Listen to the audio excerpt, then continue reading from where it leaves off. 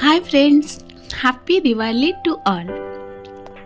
तो आज मु करंजीर रेसिपी वीडियो शेयर करुच्ची। मु केमती घरे बनई थी।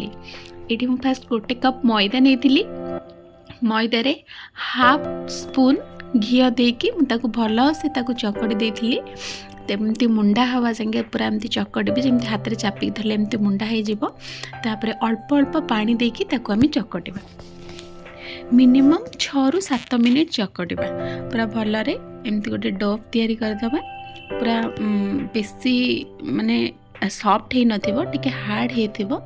तापर ताको आमे कवर करके रखीदबा 15-20 मिनिट पई।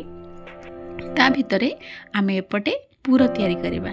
पूरा पई मु एठी काजू आ आलमंड नेची, ताको एमती छोट छोट करी काटी देची। आपन पाखे जदी अलगा किछि ड्राई नट्स अछि आपन पकई पारबे। तापरे आउ पूरा पई कौन दरकार ना नड़िया आउ छेना। नड़िया को एमती कोरी देची, आउ छेना को भल से मु ताको चिपुड़ी तादर पानी सब बाहर कर देची। आउ एमती गुंड कर देबे। तापरे नड़िया आउ छेना को एमती मिसई देकी तापरे आमे याको फ्राई करबा। फ्राई करिया पे मु एठी हाफ चम्मच नेची घी। तादरे आमे फास्ट काजू और आलमंड को फ्राई कर देबा। टिक्के फ्राई हो गला परे 2 स्पून मु एठी सूजी पकेची। सूजी एथिपई पकेची कि आ पूराटा बहुत ड्राई हबो। आ नड़िया और छेनारू जो मॉइस्चर बाहरिबो सेटा सूजीटा अब्जॉर्ब करिवो सेथिपई।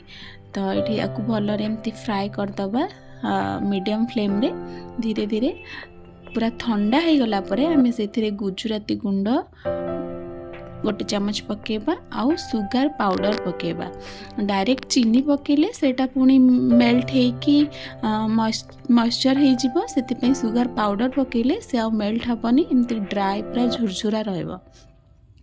तापरे डो को आमे छोट छोट गोला सेम साइज रा कर दबा। जेमती पूरी बेलंती सेमती पूरी भलिया बेलिकी तापरे आमे ता भीतरे स्टफिंग देकी ताकू बंद करबा। बंद करिया पई आमे साइड रे टिके टिके एमती पानी दे दबा। पानी दे देले सेटा भल से क्लोज हो जिवो आ खोलिबनी। तेल रे पड़ला परे आ खोलिबनी। ताकू भल से एमती हाथ रे चापी दबा। चापी दे सारी कि आमे एमती एमती शेप दे दबा। आपण पाखे जदि मोल्ड थी आपण मोल्ड रे करेंगे बहुत बढ़िया हम। हाथ में कले एक्चुअली एमती टिके होची।